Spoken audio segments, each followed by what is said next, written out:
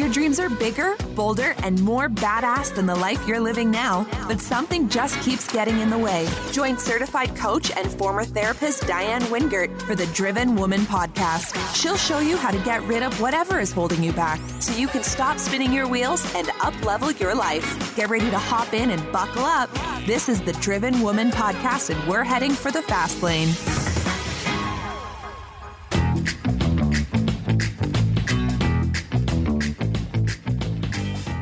Well, hey there, Driven Woman, and welcome back to the podcast. My guest today, Naketa Thigpen, and I have so much in common that this interview is actually our third or fourth conversation since we were recently introduced. We discovered that we both have a background as licensed clinical social workers, we both have a childhood trauma history, and we share very similar views about women and ambition, the patriarchy, and being a bit too out of the box to ever try climbing back in. Naketa's book, Selfish, gotta love that title, is currently on my bedside table, and her podcast, Balance Boldly for Ambitious Women in Business, is in my earholes on a weekly basis. We discovered that we could literally talk for hours unless one of us calls it quits, and I honestly feel like we have been friends for years, not weeks. The reason why I invited Naketa to be my guest on the podcast is because while the number of female entrepreneurs continues to rise, there really aren't very many people talking about women and ambition, giving ourselves permission to want, do, and have more, or the impact of entrepreneurship on marriage. Now, these intersections are where Naketa is making her mark and creating her thought leader legacy. So I invite you to join us for this wide-ranging conversation about being bold, creating joy, and balancing a romantic partnership with a growing business. Here we go.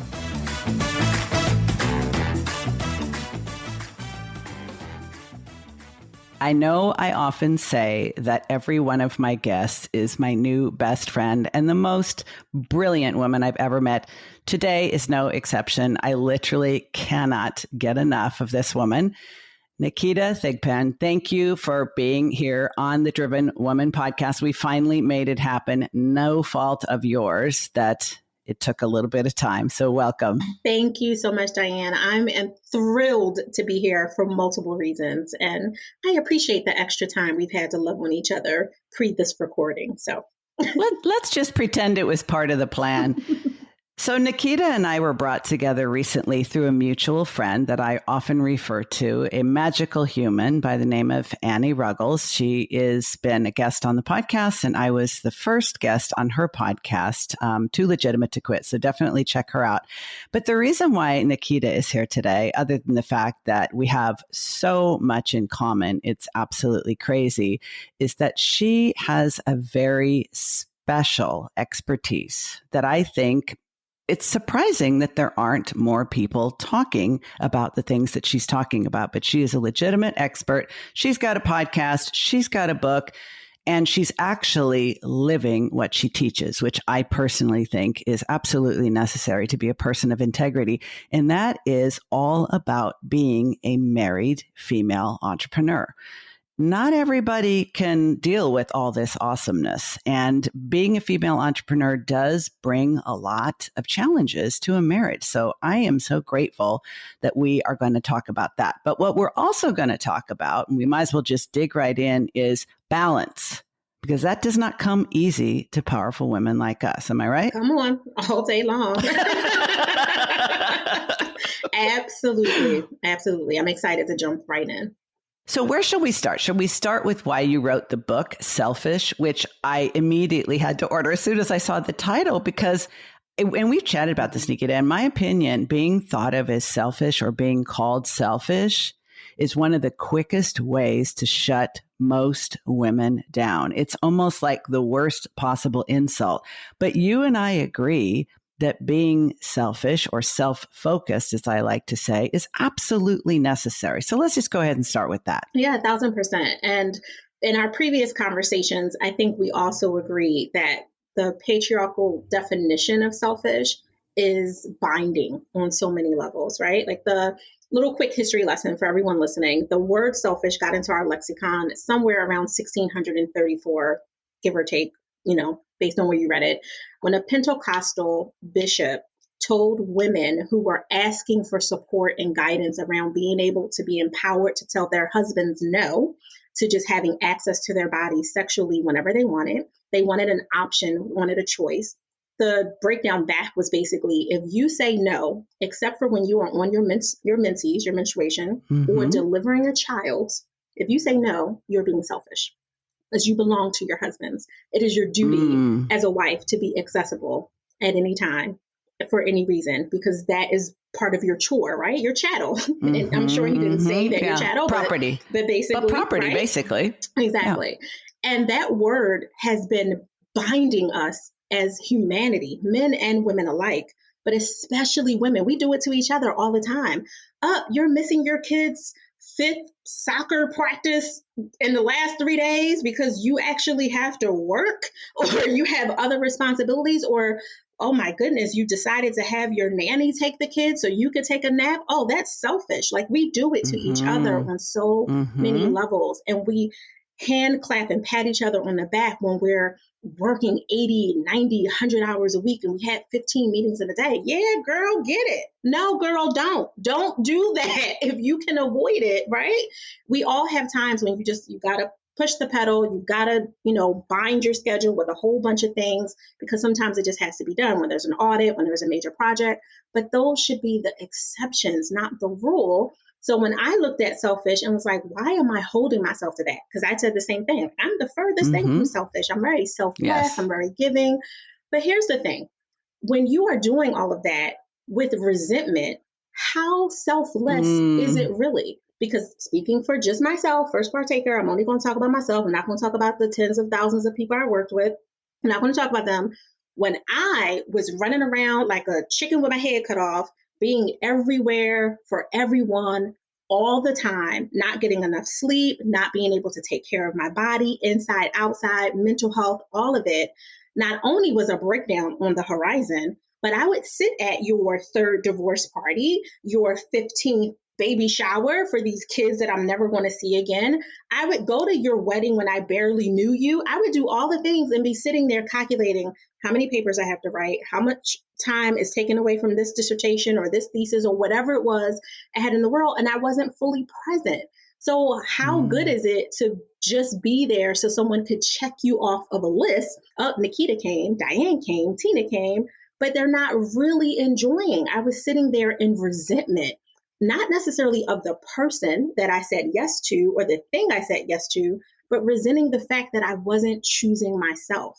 So I redefined it. I literally decided, I make up words all the time. You and I both do that, and we were talking about it. Yes, love that so much. And I was like, well, I could make up a whole new word, or I could just redefine the one that everyone is familiar with. And for those that are in alignment with it, they will hear it. For those that reject it, that's okay too. Because out of 7 billion plus people, I'm only here to serve a few.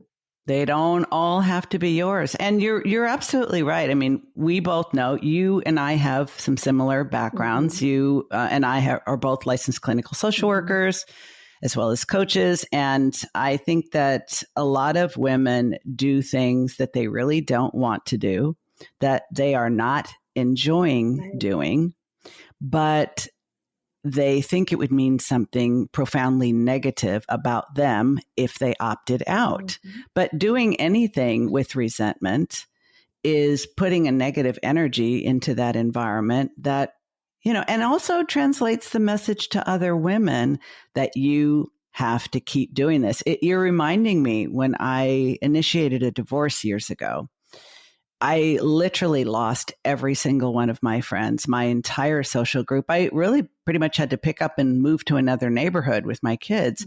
And it wasn't that everybody thought I had such a great marriage or everyone thought, how could she do that to him? Her husband is the most incredible person.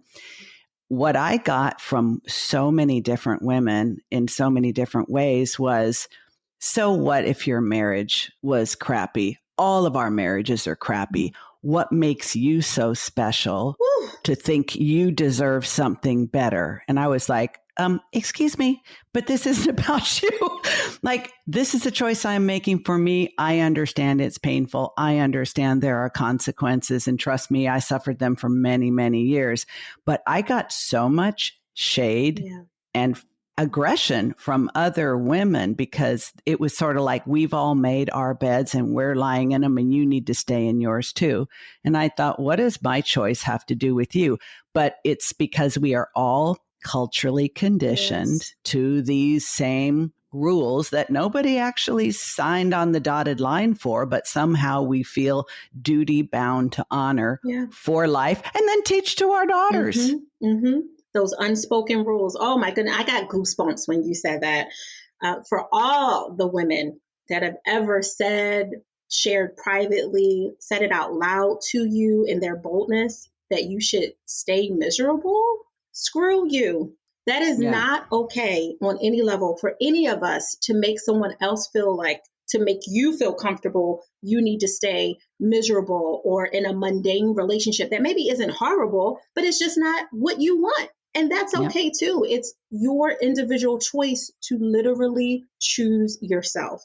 No one else is going to do it for us. And God knows if you have little people, neighbors, god kids, maybe they didn't come from you, maybe you're a teacher, that are looking at you and aspiring to be like your fake life, that's not okay. It's actually some of the most helpful feedback I got because obviously I have 3 children. They were 10, 12, and 15 at the time. I had to really struggle with how is this going to affect them now? How's it going to affect them in the future? And one very good friend said, would you wish this marriage for your children? Would you want them to aspire to this as the model for what marriage is to be? And I didn't have to think too long about saying no to that, but they said, but that's exactly what's going to happen because we model what we know. Right. So let's take this from the personal to the professional, because my generation of women, I'm part of the generation of women that went to work in very large numbers, the first generation to do so. Most of our mothers were homemakers. My generation, we were there to break the glass ceiling and to prove that you can have it all, be it all, do it all, meaning wife, mother, and career girl at the same time. I think it's one of the reasons why so many of us have been divorced at least once. And most of our daughters are not trying to do that. They may want all those things, but they are doing them sequentially, not simultaneously. The conversation back then was if a woman worked, it's because she, quote, had to. So if you chose to work when you were a wife and a mother, that was the epitome of selfish. But how about the woman who opts to start a business? You are really stepping you're stepping far afield of most other women because it's still pretty rare for women to be a CEO, for women to be a business owner. And there's a lot of people who don't understand that and have a lot to say about it, even though they don't understand it. Let's go there. Yeah, absolutely. Well, I will start by giving the newly redefined version of selfish, which is a personal, intimate gift to create your joy, to be more specific. And gift is an acronym. So if you allow me, I can break that down. Yes, please. So when you're intentionally selfish, and I'm very mindful to say intentional, right? When you're intentionally selfish, this isn't about being egotistic or putting someone down or not making yourself available for the very people that you work so hard to help and support and create legacy for. It's not about that. It's literally to give yourself that gift to create your joy. So GIFT stands for, is GIFT, gratitude, imagination, forgiveness, and taking action. Right? So when you have gratitude, and I like to really shine a light on the G part of gift, because people are like, oh, I'm so grateful. I wake up every morning, I'm grateful. Part of my morning power up routine is to, before I even open my eyes and I'm aware that my body is alive, I'm like, thank you, right? Like I'm automatically in a space of gratefulness. And then I kind of do my own gratefulness. Thank you for mobility of my limbs, cognition of my mind, all the things as a prayer warrior. And like a body scan. Like a body scan, absolutely. Like I'm grateful for this, because I woke up today and all these things are still working and serving me. Yes. Yeah, love it. and prayerfully in alignment with, my husband wanted me to be in service with him too, when we could make our bodies align, but that's a different conversation. I'm always grateful for that extra spark. Next time. Right? That extra spark. But I also don't want to hide behind gratefulness, right? Because we do that. We won't ask for more of what we want because we're like, oh, I'm so grateful. I should just be appreciative of what I have. Oh, yes. So when I say it for gift, I'm like, be grateful and don't use it as a barrier for you to continue to up level should you feel pulled to do so. And up leveling looks very different for everyone. So for the audience listening, please hear me. If you are not interested in building a multi-billion-dollar empire, that's okay. That doesn't make you less than the serial entrepreneur, the multi-passionate entrepreneur, the woman who's beasting out as an executive or director or whatever she chooses to do in whatever world she's creating. It's all about where you feel led to, but not allowing fear and calling it gratefulness to hold you back and hide behind it for your reason for not going forward to be, and I'll use the title of this podcast, to be driven, right? Like don't hide behind that. The I is to imagine yourself forward. So for my clients, I say, they're coming to me at a 2 or 3.0 version of themselves, which is amazing. I want to make you 10.0 or greater. Yes. And if they allow me to, we do the work, whatever that looks like, and we go forward. But the 10.0 version of Naketa is so much more amazing than the 2.0 or 3.0 version of Naketa that maybe you might have met 2 years ago. The 10.0 version of Naketa is unapologetic. She's more humble, and humility is not about being quiet or putting your head down. Humility is just knowing what to say and when to say it. And unfortunately, as someone who was a survivor and a constant fighter, I said all the things all the time and said, this is just what you get, so what, I don't have a filter. And I kind of rocked that angle, which isn't okay. I had to learn when to be quiet and learn when to just let the people be people. And as my husband says, let the people, it's okay. And let's is going to change the dynamic of something you're doing to back up. So that imagining myself more calm, more confident, more courageous, that allowed me to see that there was another version of who I am in this very moment. So being grateful, but not hiding, so I can give myself permission, if you will, to want more. The imagining of seeing what more looks like on me, not always material, but not excluding it because money matters. And the big F in gift was forgiving myself. You can forgive other people all day long, right? We're taught, forgive people, move on. And especially as women, you're like, beaten into your skull with the reality that you have to forgive others, right? Yes. Well, what about yourself? And I think that's where the completion of that forgiveness work is. I can forgive, my brother for getting on my nerve when we were 10, but if I'm still holding it over him and he's almost 40 years old, there's something that I didn't complete. Yeah. And he's moved on. Now it's your turn. Right. And I'm holding it because I haven't forgiven myself for not being stronger, more courageous, or whatever it was that I needed to be in that moment to have said what I wanted to say to him when we were 15. Or talk about exes and lovers or business colleagues, people you had to fire, both as client and as advisor to you, and things that you wish you would have had the strength to say or, more patience to say. Forgive yourself for those things so you can really let it go and create more space so you can do the T, which is in gift, to take action. Take action on whatever you just imagined. Let's go forward to that thing. So I will pair this with the formula for balance for me. Because of course, like you, I'm always redefining things. I created almost mathematical formula where I say work-life balance is a T like Tom over B like boy. The T is admitting the truth of what you want. The B is creating the boundaries for what you need to do to achieve that truth as reality. So a perfect example for the entrepreneurs listening, and for those of you who have entrepreneurial spirits in general, if you say that your truth is you are going to create a legacy as a mogul who's a secret philanthropist and has libraries and names dedicated to your favorite professors, and doing all these things, that's phenomenal. Well, that B for boundaries means you got to protect your time. You have to create some space so that you can expand. And I don't feel like boundaries are limiting. They are expansive if you create them correctly. So that's, for me, that's how you create balance. Admit what you really want, not just what you need, but what you really want, the truth in your heart, and then create some boundaries so you can achieve that truth as your real, quote unquote, 10.0 reality. This makes so much sense to me. And I think it's one of the reasons why so many of us get caught up, because a lot of people teach gratitude, right? Teach gratitude practice.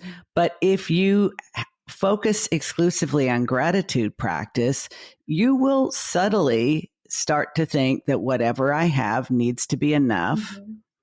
And if I'm grateful for what I have in whatever way, shape, or form, it could be your health, could be your marriage, could be your business, could be your bank account, could be whatever. But if I'm only practicing gratitude, then that kind of subtly tells me, and I need to just be satisfied with what I have. So these drives in me, these ambitions, these motivations, these longings, these visions of more, what am I supposed to do with that? So I love how this model allows you as a human being to continuously evolve, be absolutely grateful for what you have, forgive yourself for however you've fallen short and continue to do so, and also create and generate space for whatever more looks like. I know a lot of women who are not money driven. They need money. They understand that money is necessary because there are things that they want to do for others, for themselves, things they want to secure for future generations, intergenerational legacy, and so forth. They don't feel like they need a lot of money, but they may need a lot of something else. They may need more health, or they need more balance in their relationship, balance between the personalities of the person that they're partnered with. Why did you decide to focus so much of your business, your book, your podcast, your teachings, your master classes on the marriage? Yeah, thank you for asking that. That was a tough personal choice, honestly. There was the reality that your clients are always telling you what they need more of. You just have to really listen, right? Like we've all been kind of schooled on that. Yep. And, you're like, oh, we really going to go there? Right, exactly. Afraid so. Right, exactly. And my clients have always, from the beginning of the time that I started interacting with other adult humans, have always shown me that I have this unique ability to synergize and synthesize information from what they're saying to make sense of it and give it back in a way that it was compassionate, where they could not only be held in that space of vulnerability, but they could receive something that exhorts them and encourages them and uplifts them at the same time. And I was always doing a version of that at some point, but you get stuck in trying to listen to the gurus and the advisors and mentors that you come across. And I'm like, okay, well, let me create this funnel and do this continuity plan and do it this way and do it that way and focus on the business, because business and leadership is always something that people will pay for because they can justify paying for it, even though it may be the relationship with themselves first and foremost, always, as well as with the next crucial relationship to them, which is typically not their children if they had them physically from their womb, but usually the person that they sleep with every day. That's usually the next person whose energy infects them, plus or minus. It can be a fantastic infection, or it could be a crucial, gut-wrenching, change your life, get away from this person as soon as you possibly can type of infection. But they won't necessarily admit that. They'll just go harder and work. Or they'll pick on, I need to be a better leader, or my leader that I have is horrible, right? Like we'll kind of externally point out that way. So in the beginning, in full transparency, when my husband and I, we owned the company since 2011, we started it together. When we started it, it was, okay, let's do the business, the leadership part of the professional leadership, personal growth.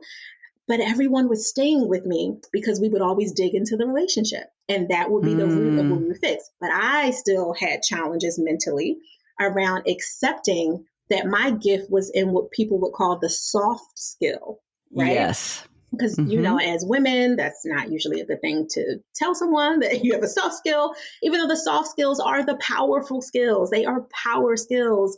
But the way we are scripted to believe it is it's not worth paying X number of dollars for, that you'll only, Yes. buy the $20 book. You won't necessarily pay the 5-6 figure investment to do something that can absolutely create a new paradigm for yourself. So I had to do mindset work myself, hire the coaches, advisors, mentors, all of the things for me to come into a space of accepting what my gift truly meant and how I could use it. Once I was able to do it, all hands were off, right? Like there was no stopping me. And ironically, Naketa means victorious and unstoppable, depending on the language that you look it up in. And I had to really fully embrace my name and who I was meant to be on this planet. Hey, it's Diane with a quick interruption to the episode because I've got a couple questions I just need to ask you. One, are you where you want to be in your business? Are you making the money you want to make, working the hours you want to work, seeing the clients that you want to see, and getting the income and impact that you went into business to get? And if the answer is no, what's holding you back? Why is there a gap between where you are and where you want to be?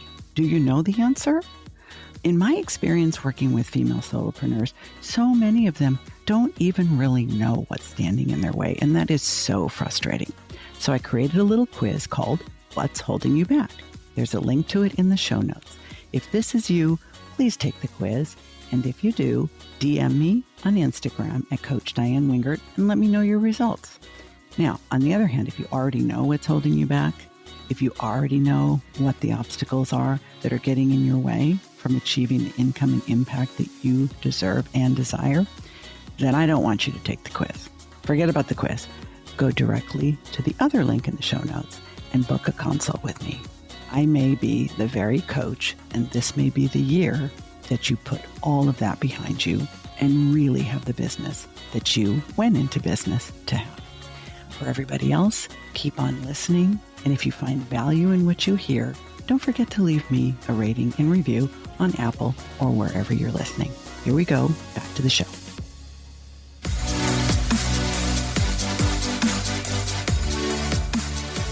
Well, one thing that you helped give me insight on is how sensitive I am. And because I'm an empath, being in traffic and loud noises throughout the day, just getting to homes, that alone was really draining. And now working from home, it's like I'm able to conserve that energy and working with the parents to really teach them kind of concepts and bigger things that have a bigger impact. Because one thing that you also mentioned was because I was working so much, I didn't have time to do the things that were meaningful to me, and that included learning. Getting into the grind, you kind of just like, okay, well, I'm just going to do instead of really stepping back and looking at more strategic ways to have, a longer term plan.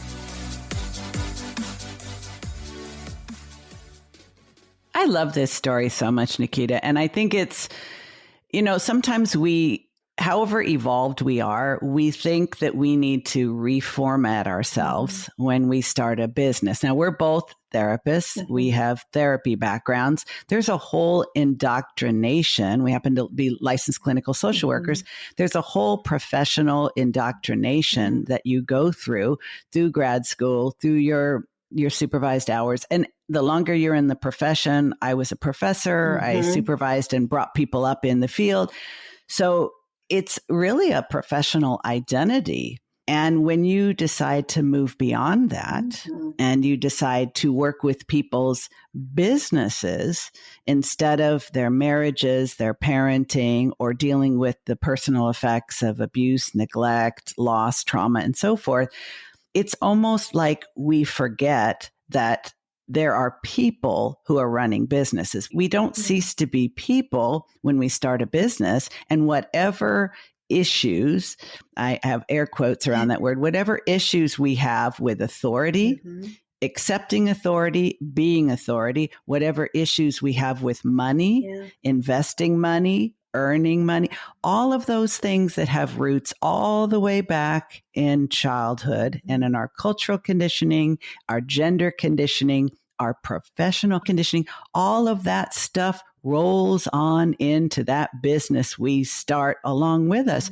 So to have someone who has the kind of background that you have, who actually acknowledges all of that stuff is coming into that business with you. How could it not? It seems so obvious to us, but I really realize what a gift it is that you and I have the professional background as therapists that we have, because I don't think most people understand that all of your stuff is coming to work. All of it.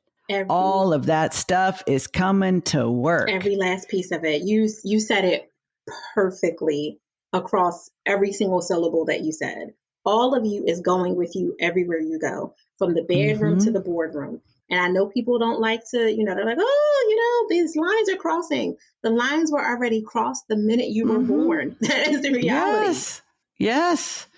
That's why I think when people like things like talk about mind-body connection, no, there's no connection because there's no disconnection. The mind and body are seamless interface. That is the design. And whatever issues you have with yourself and with other people, of course you're going to bring that into your business. How could you not?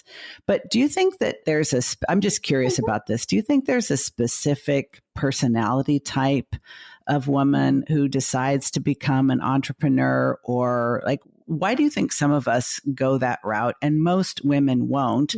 And what challenges do you think that presents for a marriage that maybe other marriages don't experience? Yeah, that's a really great question. So I think that not everyone on this planet was meant to be an entrepreneur for multiple reasons. First of all, entrepreneurs really want other people to work with and for them, right? So we don't necessarily want people to keep leaving because they're starting their own, company and doing it. Not that there's nothing wrong with that. And you want to pour into the ones that are coming up, so you can reach back, throw the rope back, all that good stuff. But I do believe, like I'll pick personally, because it's easier and safer, on my husband. Phenomenal human, the most brilliant man I've ever met in my life. So much better as a wordsmith than I am, a better writer, like all the things. He's a creative. He is not an entrepreneur. And there is a distinct difference. So I agree. Thrives in whatever environment allows him to use the best of his skill set, which could be entrepreneurial work as well. But he doesn't like those other pieces. So as a co-owner, as a shareholder, as the director of all of our creative, just to make sure that the people that we have working for us are doing things, quote unquote, in alignment with the way, hashtag has to be his way, in the way that, that he wants it to be. That is as far down this entrepreneurial rabbit hole that he's willing to go, because he doesn't want to deal with a lot of the things that you and I and all those who are entrepreneurs that are listening to it have to. You're wearing somewhere between 8 and 25 hats. Yes. You're being the service provider, product maker, creator, and you have to have those crucial, difficult, challenging conversations because it happens to all of us. People slip in that are not in integrity, that don't want to pay their invoices on time, that will tell you that they just came from this fabulous $20,000 vacation and that's why they didn't pay your little old invoice, right? And they say it with glee, like, girl, I got you. No, girl, this is a business, but that's not what we want to do, right? But he didn't want to have any of those type of conversations. He definitely didn't want to do the networking, shaking hand, kissing babies, as we, would call it. Yep. None of that stuff. He's not at his core, an entrepreneur, even though he's a great human and amazing and has plenty of gifts to give to this world. So he found his space as investor. Like that's my space, investor. And I'll come in and share my gift with you occasionally. But he likes to distinguish, I am on the business, not in the business all the time. And I think there's a lot of other people who are like that. They could absolutely be consultants, not necessarily entrepreneurs, because not all consultants are entrepreneurs either, even though some are. And I do think there's tenaciousness that's needed. There's open-mindedness, not just for being flexible about doing things differently, but also being okay with being a forever student, right? Like always being able to learn. Always learning. Right. And that we take it for granted. A lot of people wanted to stop learning in high school. They got that diploma and was like, I'm out, right? Yes. Or bachelor's or master's or whatever. Yes. But they're not interested in being told that there's room to grow and to up level. Those people are not entrepreneurs. And if that's how I they're agree wired, 100%. right? Yep. Like, so I do think that the challenges that come, and there's a few other characteristics, but I think that the challenges that come for people who are married to there's one entrepreneur, there's one non-entrepreneur, there's a different way of thinking and processing life, as well as the business and leadership and all of those things. And it can absolutely work, and the couple can thrive if they increase their communication intimacy, their conflict intimacy, and their work intimacy, which is very different than the emotional and physical sexual that we always think of when we think of intimacy. Yes. And it can work, but there has to be some real serious conversations that can be done with a little play and a little fun, but they have to have the conversation, the same as two entrepreneurs married together, which a lot of my clients are entrepreneurial couples. Yes. There's a lot of those same intimacy issues because they are different types of entrepreneurs. And that's another, another factor that I don't think people consider when they're like, oh, we're both in beast mode. Both of y'all being in beast mode means nobody is in the bedroom. That's what that means. You don't have anyone in the bedroom. And I mean that physically as well as energetically. There's a lot of tension and a lot of strife that could make a good marriage really bad.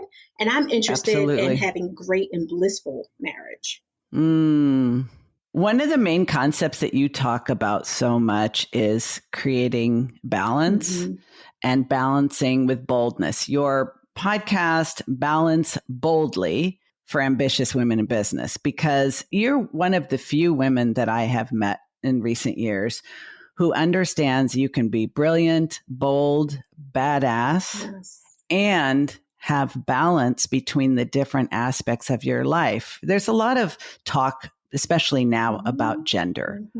Gender conversations are popping everywhere. And some people talk about, women who are ambitious as having a lot of masculine energy. And I just think the gender conversation needs to continue to evolve because I think that's part of like the business we started talking about being called selfish. There are some people that don't need a lot. They don't need to keep growing. They don't need to keep learning. They're very comfortable and content keeping a small circle of influence. They live in the same place they grew up. They're surrounded by the same people, eating the same foods, doing the same hobbies, vacationing at the same places, and they are totally content and satisfied and happy. Other people are more restless and they need to keep doing things. It's so unfortunate that we are all sort of in a way being told, well, this is what it means to be successful, or this is what it means to be feminine, or this is what it means to have a good marriage. I think you and I both strongly believe that what makes something good is when it fits who we authentically are, and we are not disowning any part of ourselves to make it fit. We've had an before we started recording, conversation about breaking the box, because the box is the problem, not your boldness, not what you want. It's the fact that we are expected to fit into any kind of box, any kind of preordained expectation that is not in alignment with the fullness of who we are and are becoming. Yeah, 1,000% agree. Remember back in the day when as entrepreneurs, you were told you had to have a tagline for your business. Do you remember that? Way back. Oh, yeah. I know a lot of businesses don't do it now, and some do, which is fine. So one of our evolving, because God knows we changed our tagline a million times. One of our evolving taglines was break the box so you can break through, like something like that. It was probably a nicer version of that, but I would always use hashtag break the box. And I wasn't talking to my clients. I was talking to myself, right? Very, just as a reminder, like, Naketa, you have to create your own lane, your own category, your own paradigm. Because I realized when I was young, although I didn't understand it and I didn't necessarily want it, I was such a weirdo and I needed to embrace it instead of running from it. And I didn't fit into anyone's idea of what a little girl should be, a teenager should be, a young adult should be, a young parent, because I was a young parent. Now we're grandparents. I just didn't fit in any of the boxes. And for a while, because it is so much simpler to go along to get along. And I'm sure everyone listening will be like, yeah, because when you can just ride those conversations out, even though you are not interested and not in alignment, shake your head a few times. You can get out of there Yeah. unscathed. Smile on cue. Smile on cue. And that was always something that was difficult, partially because of my trauma and always being in fight mode, always wanting to be I wouldn't say combative, but debateful one. Like maybe in another life, maybe I was a lawyer or something, but like always, wanted to do that. And I realized that part of why I was always so quote unquote debative / combative was because I wasn't allowing myself to align with who I really was, which was someone who doesn't fit any of the molds that are pre-existing. And I had to accept that. So the break the box for me was really Naketa Ren Thigpen, get it together. You are not supposed to fit anywhere that is not already a part of who you are at your core.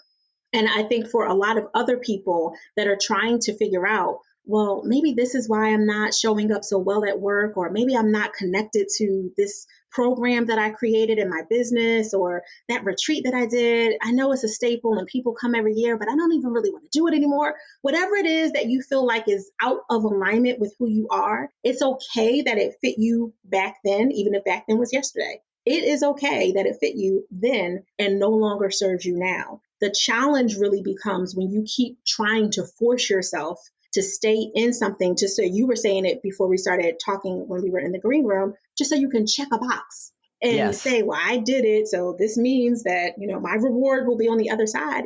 Your reward is your freedom to self-actualize, to optimize and be the fullest version you are today, which may look very different tomorrow. And that's okay too. And I think, honestly, a lot of the challenges that many of us as ambitious women in business and a few brave men who are listening to this that are challenged by it too, is we keep holding ourselves to these private and public expectations. The private ones are the ones you gave yourself. By 22, I'll do this. By 30, I'll do that, right? Yes. Yep. The public ones, your mama, your papa, your uncle, that neighbor, your favorite teacher told you would be great at, and you felt like you had to go that path, even though along the way you were feeling disconnected from it. We have to break those expectations. Or I was born into a family of educators or lawyers or doctors or what. Yeah. This is what we do, especially people who are like junior or the third or whatever. Yep. It's imprinted on them. This is who we are. This is what we do. People like us don't do things like that. But it's like, but maybe that's what's right for me. Right. I'm so grateful. This takes a lot of courage. It does. And I'm grateful that you said imprinted, because that's a huge part of my personal mission. I want to build stronger families. We could full stop right there. But if I were to continue, I would say that the reason that I want to do that is so they can leave these new multi-generational imprints that allow whoever their legacy is. Because again, I'm always, mindful that there are people who choose not to, and it is perfectly okay and invited in if you choose not to. And there are people who want to, but for whatever physical reason cannot have children. That doesn't mean that you don't have legacy to create. Your legacy is your programs, your business, your influence, your advocacy, your being in the streets and marching for people who are disproportionately affected by systemic issues and the patriarchy that binds us. Like, your legacy is whatever you create it to be. And I want you to be able to leave new imprints that will ripple out freedom and self-actualization for all of those people who won't even remember that it was you that started the ripple in the first place. That's my personal mission. Like that's where I'm at. I feel the passion of that. And I think it's one of the things that I think is so important, those of us who are content creators, is that I love that there are thousands of people listening to this podcast that I don't even know. I'm never going to know. I don't need to know. I know they're out there. I know they love it. I know they keep loving it. I know they keep coming back for more. That's a beautiful thing. Yeah. That is legacy.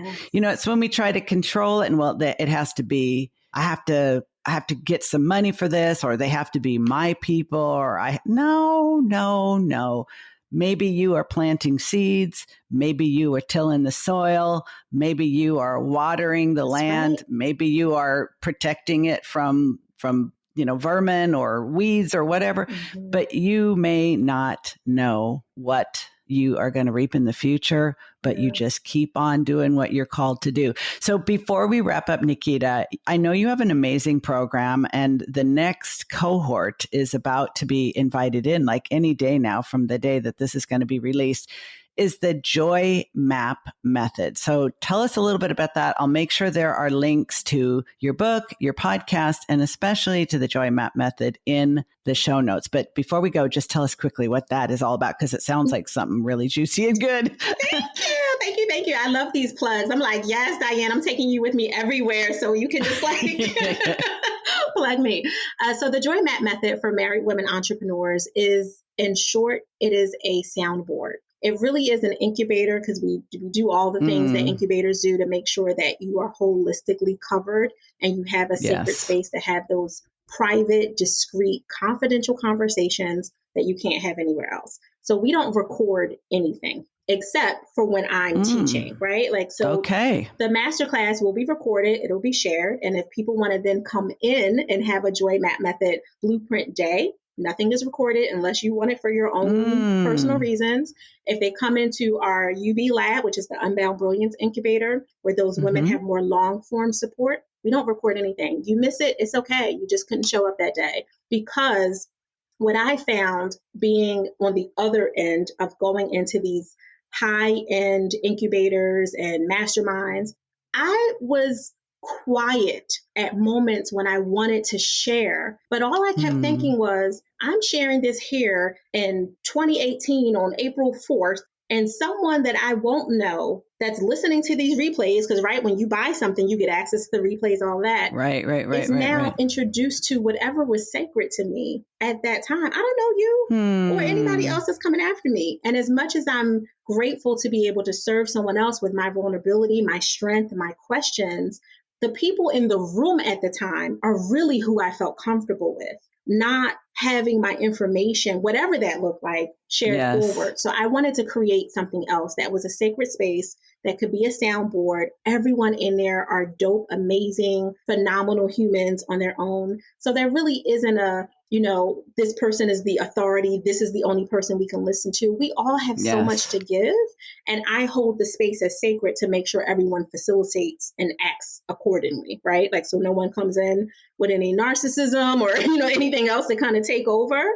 And that's why I created it. So that's what that will be. I love that so much, because you're right. There a lot of group experiences for female entrepreneurs are created to invite us to be vulnerable, to share our challenges, to be lovingly confronted by others. And that can feel really scary. The fact is, half of all women at least have a trauma history, acknowledged or unacknowledged. So creating safety for us to grow, whether it's in your business, your personal life, or as you work in a holistic way, I think the sensitivity that you have to that, having been a therapist and a woman who has continuously worked on growing herself, has created a lot of wisdom around the way you are holding space for people in that program. As soon as you said that, I'm like, I don't know of anybody else who does that. Thank you. And that's real wisdom. Thank you. Allowing people to be held in that space, but not to be exploited by sharing it with people in the future that were not part of that intimacy in the moment. I love that. I will make sure that we direct people to that. I know that you are signing people up for the next cohort right now. And all I could say is thank you for coming into my life. Thank you for becoming my newest best friend. And I can't wait for our next coffee chat. So excited. Thank you so much, Diane. All right. That's a wrap, folks. You've been listening to the Driven Woman podcast with Diane Wingert. Want more straight talk and strategy each week that will take you from spinning to winning?